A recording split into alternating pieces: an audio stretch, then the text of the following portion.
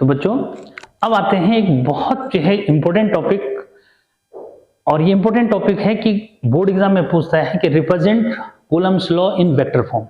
और vector form में आपने देखा कि भी जो 11th का कॉन्सेप्ट है वो यूज हो रहा है यहाँ पे, और इसमें डिफरेंस देखना है कि भाई मैं जो है, क्योंकि देखो ये बुक्स में जो है अलग अलग राइटर ने अलग अलग तरीके से समझा रखा है, लेकिन जिसका वेक्टर के लिए कॉन्सेप्ट क्लियर है, यानी कि Coulomb's law in vector form जो है क्या करता है, डिस्टिंग्विश करता है, ठीक है, कि भाई अगर आपका बेसिक कॉन्सेप्ट यानी कि वेक्टर का कॉन्सेप्ट क्लियर है तो कूलम्स लॉ को वेक्टर फॉर्म में आप इजीली क्या कर सकते हैं, रिप्रेजेंट कर सकते हैं। तो बहुत बच्चे जो है इसमें बहुत कंफ्यूज होते हैं कि सर लिखें R1 लिखें, R2 लिखें, R1 R2 लिखें, क्या जो है क्या लिखना है वो समझ में नहीं आ रहा सर। तो उसको जो है 100% समझ में आएगा, यहाँ पे जो है फोकस करो। तो देखते हैं Coulomb's law in vector form, clear. तो कूलम्स लॉ जो है आपका किस में आ गया, वेक्टर फॉर्म में जो है कैसे रिप्रेजेंट करेंगे, देखो जरा इसको, ठीक है, कि कैसे रिप्रेजेंट करेंगे। ये है आपके पास कि suppose Q1 is at point A, clear, and here Q2 is at point B, यानी कि दो पॉइंट चार्जेस ले लिए Q1 Q2, एक A पे है एक B पे है, ठीक। इनके रिस्पेक्ट में क्या करते हैं, एक ओरिजिन जो है ले लेते हैं, क्लियर। और ओरिजिन क्या होता है कि जो मतलब भाई जहां पे जो है क्या आपने जो है क्या पढ़ा, कार्टेशियन कॉन्सेप्ट तो पढ़ा ना, ठीक है। ओरिजिन मींस जहां पे एक्सिस एक दूसरे को क्या करते हैं, बाइसेक्ट जो है करते हैं राइट एंगल पे, क्लियर है। अब इनके जो है पोजीशन वेक्टर R1 कंसीडर कर दिया, इसका R2 जो है कंसीडर कर दिया। Position vector means a vector which represent position of any point with respect to origin, clear है, ये क्लियर हुआ। अब देखो यहाँ पे जो चार्जेस हमने लिए हैं, ये सबसे पहले ये डिसाइड करो कि ये किस टाइप के नेचर के हैं, ठीक है। तो क्लियर कर दो कि भाई सपोज दोनों लाइक मतलब दोनों जो है क्या है, पॉजिटिव है, ये भी पॉजिटिव जो मींस नेचर का है और ये भी क्या है, पॉजिटिव नेचर का, ठीक है। तो फिर किसी को कंफ्यूजन नहीं रहेगा, ठीक है। देखो क्या होगा कि जो ये वाला फोर्स यानी कि Q2 जो है क्या करेगा, Q1 को अपने से दूर जो है पुश करेगा, क्लियर है। ऐसे Q1 क्या करेगा भाई, वो भी नहीं बख्शेगा इसको, ये भी क्या करेगा, इसको किक करेगा, चल भाई तो अगर मेरे को धक्का दे रहा तो मैं भी देता हूं, क्लियर है। तो क्या है Q1 Q2 जो है एक दूसरे को क्या करेंगे,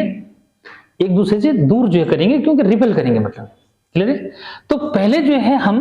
ये मतलब ये फाइनल कर दो कि भाई क्या जो Q2 Q1 पे फोर्स लगा रहा है उसको मैंने F12 ले लिया, तो भाई ये भी कम नहीं है, ये भी उसको किक कर रहा है, ये बोल रहा है चल भाई हट यहां से, ठीक है। तो उसने भी क्या कर दिया, ठीक है, इसने जो है यानी कि 2 पे 1 लगा रहा है। यहाँ पे थोड़ा सा लैंग्वेज का जो है ध्यान देना कि कैसे हो रहा है। देखो यहाँ पे मैं उसको कंसीडर करके जो आपको बताता हूं कि लेट क्या F12 is force on Q1 due to Q2, clear, and F21 is force on Q2 due to Q1, clear, ठीक है। तो अब यहाँ पे जो है इसको वेक्टर फॉर्म में कैसे रिप्रेजेंट करना है, बस ये जो है बहुत इंपॉर्टेंट होने वाला है। यहाँ पे देखो क्या लिखोगे, यहाँ पे देखो मैं पहले किसके लिए कर रहा हूं, मैं पहले जो है ले रहा हूं किसके लिए, F12 के लिए। मतलब 1 पे जो है 2 क्या कर रहा है भाई, पहले जो Q1 है वो डेफिनेटली कहां रहा होगा, इधर कहीं रहा होगा, ठीक है, यानी कि एक दूसरे के क्लोज रहे होंगे। तो इसने इसको क्या कर दिया, धक्का दिया, तो ये जो है कहां शिफ्ट हो गया, उधर शिफ्ट हो गया। या ये कहो कि Q2 जो है यहां रहा होगा, इसने इसको इधर पुश कर दिया। तो हमने क्या है डायरेक्शन जो है देखनी है, किसकी डायरेक्शन जो है किसकी देखनी है भाई, वेक्टर क्वांटिटी क्या है, जिसके पास मैग्नीट्यूड और साथ में क्या है डायरेक्शन है। तो जो Q का डिस्प्लेसमेंट है वो किधर हुआ, Q का डिस्प्लेसमेंट हुआ B से A की तरफ। क्या हुआ कि ये इसका जो है B से A की तरफ है, तो डेफिनेटली इसके लिए डायरेक्शन क्या दिखाओगे, इसके लिए जो डायरेक्शन दिखाओगे वो मतलब वेक्टर की जो डायरेक्शन है किसके लिए, मतलब F12 जो है उसका डिस्प्लेसमेंट इधर हुआ, ठीक है, यानी कि इसको हम बोलेंगे B से किधर की तरफ हुआ, A की तरफ हुआ। यानी कि वेक्टर डायरेक्शन है, ठीक है, क्लियर है। आपको वेक्टर डायरेक्शन मिल गई तो यूनिट वेक्टर भी क्या होगा, इसी डायरेक्शन में होगा, क्योंकि भाई डिस्प्लेसमेंट तो इसी डायरेक्शन में हुआ, किसका, q1 का जो डिस्प्लेसमेंट है वो इधर हुआ, ठीक है। तो यानी कि आपके लिए डायरेक्शन जो है ये वाली रहेगी, क्लियर। तो इसको कैसे लिखोगे, यहाँ पे इसको कैसे लिखोगे उसको समझो कि देखो, सो क्या F12 is equal to 1/4 pi epsilon not, clear, Q1 Q2 upon, अब इसको जो है क्लियर करो कि यहाँ पे जो है आर स्क्वायर होना चाहिए, आर स्क्वायर होना चाहिए। तो मैंने क्या कहा भाई, डिस्प्लेसमेंट कितना हुआ, डिस्प्लेसमेंट हुआ बी ए, क्लियर है कि डिस्प्लेसमेंट को क्या लिख दोगे, बी ए, यानी कि आर की जगह क्या यूज करोगे, आर की जगह लिख देंगे आप बी ए मैग्नीट्यूड की फॉर्म में, क्लियर। बी ए लिखोगे तो डायरेक्शन भी तो चाहिए, यूनिट वेक्टर जो मीन है तो डायरेक्शन लिखोगे, तो डायरेक्शन कैसे लिखोगे तो उसको भी क्लियर करो। मैंने बी ए लिख दिया तो बी ए जो है को यहाँ पे क्या कर दो कि बी ए का क्या लिख दो, कैप भी लिख दो, क्लियर है। जैसे क्या लिखते थे कि कोई वेक्टर ए है, ठीक है, तो वेक्टर ए है तो उसको हम लिखते हैं कि magnitude of A into unit vector, clear. तो हमने यहाँ पे उसी तरह से जो लिख दिया ताकि उसको कंफ्यूजन किसी को ना रहे। अब ये बात आती है कि सर इसको जो है क्या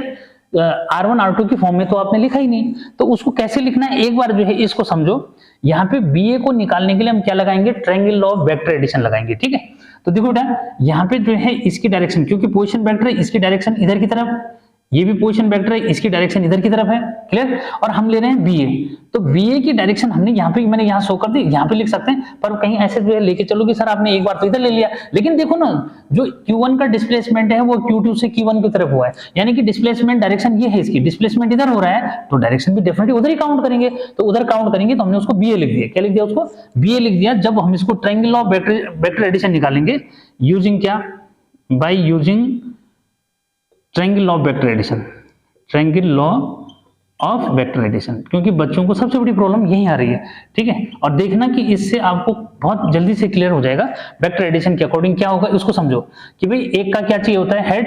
और यहाँ पे थोड़ा सा देर के लिए मैं लगाता हूँ कि ये लगा दिया मैंने, ठीक है, क्योंकि हमें BA चाहिए, तो BA चाहिए तो भाई क्या हुआ, यहाँ समझो ट्रायंगल ऑफ वेक्टर एडिशन लगाया तो भाई OB ये लगा दिया, क्योंकि O का B की तरफ है, इस वाले का यहाँ टेल है, तो इसको लिख दूंगा मैं BA,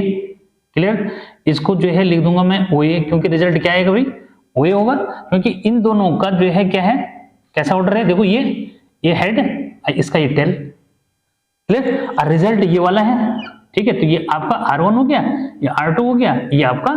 फिलहाल जो है क्या BA हो गया। अरे क्या हो गया, BA, ये B से और A डिस्प्लेसमेंट तो मैंने अलग भी बना दिया, अब कोई टेंशन नहीं होना चाहिए, ठीक। तो ट्रायंगल ऑफ वेक्टर एडिशन के अकॉर्डिंग लगा लो, इसका और इसका सम क्या होगा, R2 होगा, क्लियर। तो यहां से जो है BA अगर मैं निकालूंगा तो BA इज इक्वल टू मेरा क्या हो जाएगा, OA माइनस OB। तो कंफ्यूज बिल्कुल भी नहीं, कॉन्सेप्ट के अकॉर्डिंग चलोगे तो कंफ्यूजन नहीं करोगे। तो इसको लिख दिया मैंने R1 और इसको लिख दिया मैंने क्या, R2, क्लियर है। इनके ऊपर वेक्टर लगा दो, ठीक है। तो BA की जगह क्या लिख दोगे, अब उसको क्लियर करना। तो यानी कि इसको जो है क्या सिंबल दोगे, इसको दोगे R1 और क्या 1, इसको जो है लिखेंगे कैसे, तो थोड़ा सा यहाँ पे जो है क्या कि लिखते कैसे हैं इसमें, ठीक है। तो इसको जो तुम लिखोगे वो तुम्हारे हाथ में जो है, ये डिपेंड करेगा कि तुम इसको लिखने क्या जा रहे हो। देखो अभी इसको समझना है कि मैंने इसको जो है क्या लिखा, BA लिखा, BA जो है हो गया आपका OA माइनस OB। अब ये रिप्रेजेंटेशन आपके हाथ में है कि इस रिप्रेजेंटेशन को क्या जो है लिख रहे हो, ठीक है भाई। अगर जो है क्या लिखोगे, अगर आप जो है 2 1 लिखोगे तो इसका ये मीनिंग हुआ कि R1 माइनस R2, क्लियर है। तो यहाँ पे जो सिंबॉलिक रिप्रेजेंटेशन है आपको बिल्कुल भी जो है क्या नहीं करेगा, डाउट जो है नहीं करेगा इसको कैसे दिखा रहे हो, क्योंकि देखो यहाँ पे जैसे हमने BA लिखा हुआ है ना, ये BA अगर लिखा हुआ है तो BA लिखा हुआ है तो OA माइनस OB हुआ। तो अगर मैं यहाँ पे जो सिंबल दूंगा, ठीक है, ये आपका जो है R21 दूंगा तो तब उसका मीनिंग क्या होगा, R1 माइनस R2 होगा, क्लियर है कि तब उसका मीनिंग जो है क्या होगा, R2 माइनस R1 जो होगा। तो यानी कि यहाँ पे जो है अगर क्या आया, फोर्स को 1 2 लिखा है, ठीक है, फोर्स को 1 2 लिखा है, केवल सिंबॉलिक जो है यहाँ पे सिंबल जो मींस बदला है। वैसे तो क्या होगा कि भाई ये वाला जो डिस्प्लेसमेंट है वो फिक्स जो मैग्नीट्यूड तो इसका सेम रहेगा, लेकिन जो रिप्रेजेंटेशन वाली बात है, क्योंकि बच्चे जो है जो कंफ्यूजन करते हैं वो केवल इसी में करते हैं कि सर इसको जो है उस बुक में जो है ये लिखा है, उस बुक में ये लिखा है। तो क्लियर जो है कर दो कि अगर मैंने यहाँ पे BA लिखा है, ठीक है, और मैं इसको लिख रहा हूँ क्या, OA माइनस OB, क्लियर है। लिखा। तो इसका मतलब मुझे यहाँ पे क्या लिखना चाहिए, R2 1 लिखना चाहिए। तो R2 1 क्यों लिखना चाहिए, यहाँ पे R1 माइनस क्या हो जाएगा, R2 हो जाएगा। यानी कि यहाँ पे जो 2 1 आया है, ठीक है, क्या जो 2 1 जो है मीन्स आया है वो इसके अकॉर्डिंग लिखा गया है, ठीक है, क्या वो इसके अकॉर्डिंग जो है। और फिर दूसरा ये कि ऐसा समझो कि भाई क्या हुआ, जो किसका डिस्प्लेसमेंट हुआ, जो इसका डिस्प्लेसमेंट है वो कहां से कहां है, वो जो है आपका कहां से, यहां से, ठीक है। देखो ये है आपका B से और A की तरफ, ठीक है, यानी कि Q2 से Q1 की तरफ डिस्प्लेसमेंट है, तो इसलिए हमने जो है यहाँ पे क्या कर दिया 2 to 1 लिखा हुआ है। जबकि फोर्स तो किस पे लग रहा है, फोर्स जो है क्या लगा रहा है, Q2 लगा रहा है Q1 पे, तो हमने इसको क्या लिखा 1 2 लिखा कि फोर्स ऑन 1 ड्यू टू 2, ये उधर जा रहा है, ठीक है। तो इसके अकॉर्डिंग ये जो है रिप्रेजेंटेशन ऐसा बन जाएगा। तो यानी कि किसी को ये कंफ्यूजन अब नहीं रहेगा कि भाई यहाँ पे 2 1 क्यों लिखा हुआ है। तो 2 1 इसलिए लिखा हुआ है कि यहाँ पे क्या है कि ये जो है 2 से यानी Q2 से डिस्प्लेसमेंट Q1 ने गेन किया किसकी तरफ, अवे फ्रॉम दिस, क्लियर। और बाकी जब अगर किसी को और कंफ्यूज हो रहा है कि ये है, तो फिर मेरे ख्याल से उसको डाउट रहना चाहिए, क्योंकि कुछ जो है देखा मैंने कि भाई कई बुक्स में ये वाला कंफ्यूजन कर रखा है। लेकिन ये चीज देखनी है कि भाई यहाँ पे एक तो ये देखना पड़ता है कि चार्ज का नेचर क्या है, ठीक है, कि चार्ज इन ये दोनों मैंने लाइक चार्ज ले रखे हैं, तो डेफिनेटली ये इसको इधर किक करेगा, ये इसको इधर किक करेगा, दोनों एक दूसरे की तरफ, एक दूसरे को जो है एक दूसरे से दूर भगाएंगे, ठीक है। तो उस चीज को ही मैंने यहाँ पे लिया। तो ये जो है ये वाला सिंबल है, इसको देख के जो है सबको थोड़ा सा डर लग रहा है कि ये जो है कैसे रिप्रेजेंट हो रहा है, सर इसको जो है 2 1 क्यों लिखा जा रहा है। तो क्लियर कर दो कि यहाँ पे नहीं तो ये वाला कॉन्सेप्ट गड़बड़ा जाएगा अगर इसको 1 2 जो है लिखा जाएगा, ठीक है। तो 1 2 लिखने का मतलब जो है कुछ और जो मीन्स हो जाएगा। यहाँ हम जो दे रहे हैं ये दे रहे हैं कि ये किधर से इधर डिस्प्लेस हुआ। तो मुझे लगता है कि सब बच्चों को अब ये क्लियर हो जाना चाहिए, और किसी और को भी अगर ये अच्छे से जो है समझना है तो ये है उसके पीछे कॉन्सेप्ट। यानी कि बच्चों को जो है क्या यहाँ पे मुझे लगता है कि डाइवर्ट करने की जो है जरूरत भी नहीं है। यहाँ क्लियर दिख रहा है कि भाई ऐसा क्यों लिखते हैं, तो सिंबल पे डिपेंड करता है क्या है। तो फाइनल हो गया कि भाई अब आपका जो है क्या रिजल्ट बना, भाई कूलम्स लॉ का फाइनल फॉर्म जो मीन्स बना कि F12 इज इक्वल टू क्या 1/4 पाई एप्सिलॉन नॉट और Q1 Q2 अपॉन BA जहां पे लिखा है वहां पे लिखोगे R21 का स्क्वायर, और जहां पे मैंने यूनिट वेक्टर जो है लिखा है, ठीक है, वहां क्या लिख दोगे क्या 2 1 है, इसको लेकर के कंफ्यूज नहीं करना, R21 और इसका कैप, क्लियर। और जो ऐसे में लिखना चाहता है वो ऐसे में भी लिख सकता है, कोई प्रॉब्लम नहीं, वो जो है समझ जाएगा, बस आपने रिप्रेजेंटेशन कैसे दे रखा है, ठीक है। तो क्लियर है, जिसको वेक्टर का कॉन्सेप्ट पता है उसको कोई प्रॉब्लम नहीं आएगी। कुछ लोग ऐसे भी लेते हैं कि भाई फाइनल माइनस इनिशियल, तो वही हो रहा है कि मतलब ये यहाँ था, यहाँ से यहाँ गया तो फाइनल क्या है Q1 है, और ये जो है यहाँ से गया वहां तो फाइनल यानी कि क्या इसके लिए R1 है, तो R1 माइनस R2 जो है ऐसे भी। लेकिन इसका जो मेन कॉन्सेप्ट है वो किस पे बेस्ड है, triangle law vector addition based है, तो कभी गलती नहीं होगी जो बच्चा इसको जो है अंडरस्टैंड करेगा, ठीक है। तो वो ये भी रखना चाहेगा तो ये भी रख सकते हो। जैसे कुछ में क्या कर रखा है, देखो मैं वो भी रख रहा हूँ, एक तो तुम्हारा ये हो गया, ठीक है, इसी को जो है 1 2 इज इक्वल टू क्या 1/4 पाई एप्सिलॉन नॉट और क्या Q1 Q2 अपॉन क्या R, और क्या इसको फिर क्या लिखोगे, इसको ऐसे लिखोगे कि R1 माइनस R2 का होल स्क्वायर और क्या R2 माइनस R1 और इसका कैप लगा सकते हो, ये भी लिख सकते हो। या फिर जो है क्या कर दो कि या फिर जो है इसको और करके लिख दो F12 is equal to 1/4 pi epsilon not ये Q1 Q2 अपॉन R1 क्या इसको जो है क्या लिखोगे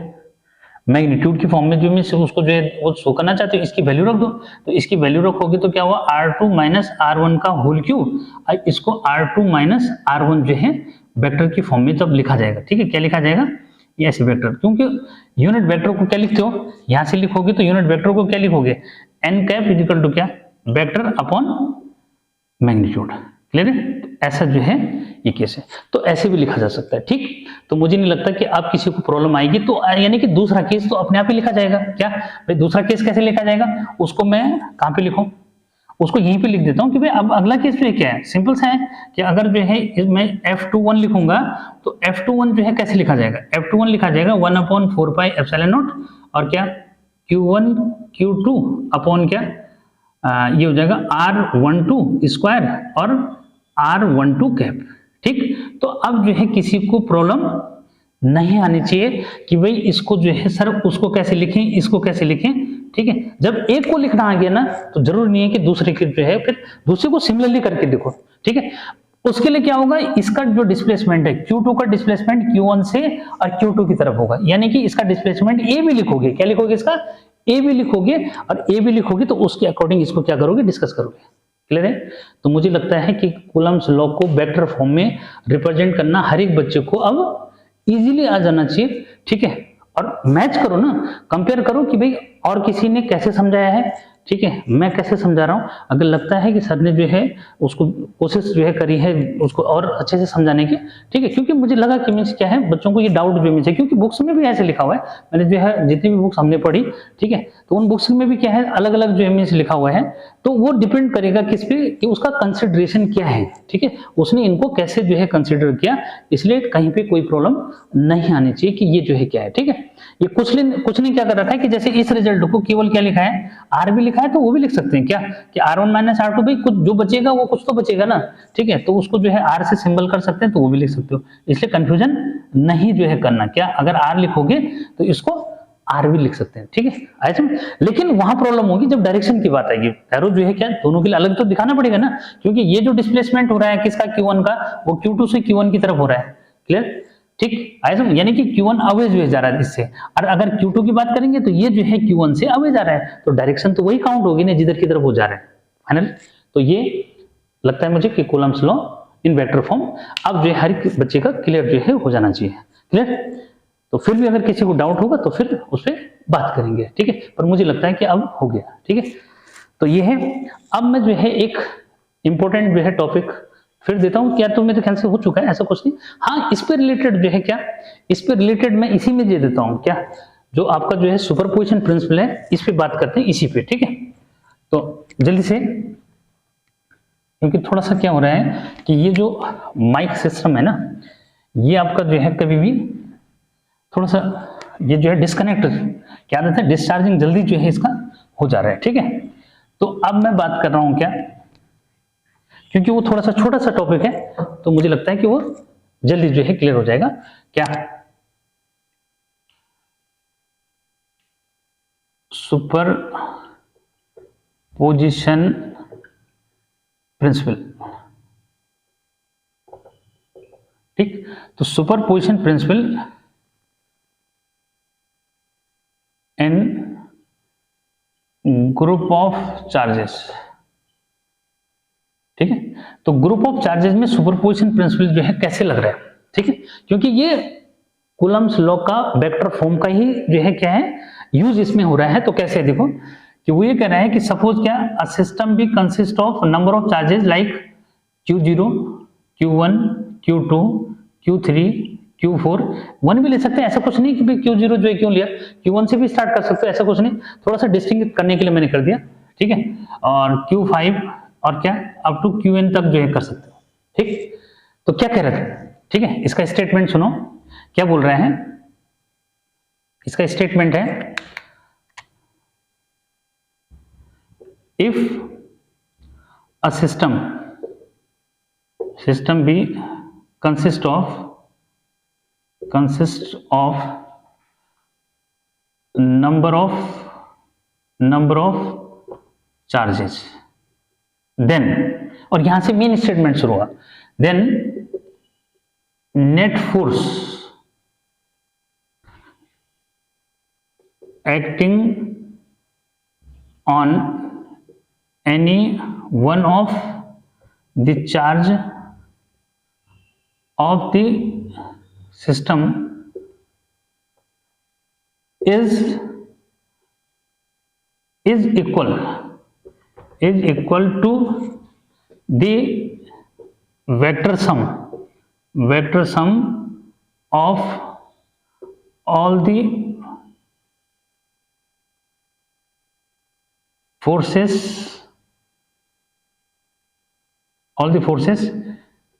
acting on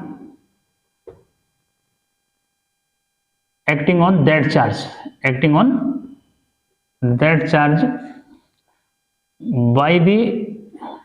individual charges of that system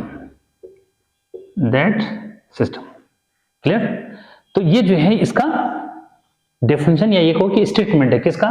superposition principle in group of charges में क्या बोल रहा है कि if a system of charges, if a system be consist of number of charges, then net force acting on any one of the charge of the system is equal to the vector sum of all the forces, vector sum of all the forces acting on that charge by the individual charges of that system। तो किसी को कोई doubt जो है नहीं रहेगा। ये statement क्या बोल रहा है, स्टेटमेंट ये बोल रहा है कि देखो कि ये सिस्टम नंबर ऑफ चार्जेस से बना है, इसमें से हमने क्या किया कि Q0 पे सपोज मैं नेट चार्ज निकाल रहा हूं, ठीक है, क्या नो सॉरी नेट फोर्स निकाल रहा हूं, तो क्या कहना चाह रहा हूं, ठीक है, नेट फोर्स जो है इस पे क्या होगा, इसको क्लियर करो कि F0 सपोज नेट फोर्स है, तो वो ये कहना चाह रहा है कि भाई क्या अगर इस पे Q0 पे ये कितना फोर्स लगा रहा है Q1, ये लगा रहा है आपका F01, ठीक है, थोड़ा सा जो है इसको क्लियर कर दो कि ये इस पे जो फोर्स लगा रहा है उसका जो है ये इस तरह से दे दिया, ठीक है, फिर क्या F02 कौन लगा रहा है, 0 पे 2 लगा रहा है, अभी मैंने समझाया था, ठीक है, क्या 1 पे 2 कितना लगा रहा है, उससे समझना चाहते हो ऐसे भी समझ सकते हो, कोई बात नहीं, ठीक है, 0 और क्या 03 ऐसे क्या 04, ठीक है, एंड सो ऑन F0n, नहीं समझे, ये मीनिंग है उसका, ये मीनिंग है कि भाई नेट फोर्स मैंने 0 पे जानबूझ के जो मैंने लिया, नहीं तो 1 भी लिख सकता था मैं, ऐसा कुछ नहीं, तो उसमें क्या हो जाता, अगर 1 लेना है तो 1 ले लो, ऐसा कुछ नहीं, ठीक है, क्या तो यहाँ पे 1 हो जाएगा, यहाँ 1 2 हो जाएगा, 1 3 हो जाएगा, इस तरह से हो जाएगा। 0 मैंने जो है इसलिए लिया कि भाई अंडरस्टैंडिंग बनानी है ना, आपको अंडरस्टैंडिंग बनाओ उसमें कि Q0 पे हमने सपोज नेट चार्ज निकालना चाह रहे हैं, तो क्या हुआ कि भाई 0 पे Q1 कितना फोर्स लगा रहा है F01,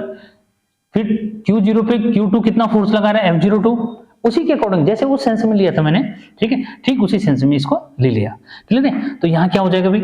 अब जो है क्या इसके अकॉर्डिंग वेक्टर जो है अगर मैं रिप्रेजेंट करूं तो 1/4 पाई एप्सिलॉन नॉट, और क्या हो जाएगा यहाँ पे Q0 Q1 लिखूंगा, ठीक है, और यहाँ पे क्या लिखूंगा, यहाँ पे अब जो है क्लियर हो जाना चाहिए, ठीक है, कि वो 1 से किधर की तरफ गया 2 की तरफ, तो यहाँ लिखेंगे R21 स्क्वायर, और सॉरी इसको लिखेंगे 10, ठीक है, क्या लिखोगे 10, इसको लिखोगे R10 कैप, ठीक है, क्यों लिखा समझ में आ जाना चाहिए, क्योंकि अगर जो है किस पे, ठीक है, कि भाई Q0 पे Q1 जो फोर्स लगा रहा है वो अवे लगा रहा है, ठीक है, तो ये है 01 यानी कि force on Q0 due to Q1, तो डिस्प्लेसमेंट किधर हुआ इसका, डिस्प्लेसमेंट जो है 1 से किधर 0 की तरफ हुआ, तो 1 से 0 की तरफ है तो R को क्या दिखाएंगे R10 लिखोगे, क्या लिखोगे R10 लिखोगे, क्योंकि जब इसको क्या करोगे, जब इसको जो है वेक्टर जो है डिस्प्लेसमेंट के बेस पे उसको देखोगे तो final minus initial R0 minus क्या हो जाएगा R1 जो होगा, डायरेक्शन भी बिल्कुल सही है, क्योंकि डिस्प्लेसमेंट तो भाई 1 से किसका 0 का 1 से अवे हुआ ना, ठीक है, वो किस केस में जब वो भी पॉजिटिव है और ये भी पॉजिटिव है, क्लियर है, या फिर वो भी नेगेटिव है और ये भी नेगेटिव है, क्लियर। तो इस तरह से जो है आपने इसको क्लियर जो है कर देना, तो नेक्स्ट इसमें प्रॉब्लम नहीं आएगी, मुझे लगता है अब कॉन्सेप्ट क्लियर हो जाना चाहिए, थोड़ा सा लिखने में ज्यादा हो रहा है, तो अब आप लिख सकते हो इसको 1/4 पाई एप्सिलॉन नॉट, ठीक है, इसमें Q0 Q2 हो जाएगा, इसमें जो है R और 20 स्क्वायर, यहाँ R20 कैप, ठीक है, और इस तरह से लास्ट वाला लिख देता हूं मैं, क्या 1/4 पाई एप्सिलॉन नॉट और क्या Q0 Qn upon Rn0 square Rn0 cap, confusion नहीं करना, पता लगे कि 0 की वैल्यू जो है 0 लिख दिया वहां पे, ठीक है, तो 0 केवल क्या है चार्ज को रिप्रेजेंट करने का, वही मेरा जो इमेज है, ठीक। तो ये जो है आप एक साथ जो है ये सब टॉपिक्स को मतलब कूलम्स लॉ का वेक्टर फॉर्म और सुपरपोजिशन प्रिंसिपल को एक साथ समझ सकते हैं, कोई कंफ्यूजन नहीं, ठीक है। और जिस बच्चे को जो ऐसा समझना है कि सर नहीं बुक में तो, क्यों देखो अगर आप बुक को फॉलो करते हैं तो एक बुक देखोगे दूसरी बुक देखोगे तो उसमें सिंबॉलिक कुछ ना कुछ ऐसे चेंजेस होंगे, जिसका कॉन्सेप्ट क्लियर है ना उसके लिए मैं कुछ भी लिखूंगा उसको समझ में आ जाएगा कि सर ने वेक्टर जब जो है कूलम्स लॉ को वेक्टर फॉर्म में पढ़ाया तो उस समय कैसे पढ़ाया, और यहाँ पे जो है किस तरह से समझा रहे हैं, तो वही है, बस केवल 0 मैंने थोड़ा सा क्या है कि देखो डेफिनेशन के अकॉर्डिंग क्या है, एक बार उसको क्लियर कर दो कि if a system be consist of number of charges then net force acting on any one of the charge of the system is equal to vector sum of all the forces vector sum of all the forces acting on that charge by the individual charges of that system. Individual charges means Q1, Q2, Q3, Q4, ये सब किसका काम कर रहे हैं? ये individual charges हैं जो Q0 पे नेट फोर्स जो लगा रहे हैं, ठीक है, उसका जो नेट फोर्स है वो इनके वेक्टर सम के इक्वल है। क्लियर? तो ये आपका सुपरपोजिशन प्रिंसिपल था। ठीक, मुझे लगता है कि ये जो है आपको अच्छे से समझ में आया होगा। अब जो है क्या नेक्स्ट फिर जो है टॉपिक में मिलूंगा, ज्यादा लेंथ जो है इसको नहीं बनाना चाहता मैं, तो ये जो है सफिशिएंट है। फिर जो है नेक्स्ट उसमें मिलते हैं। ठीक, तो टिल देन बाय बाय।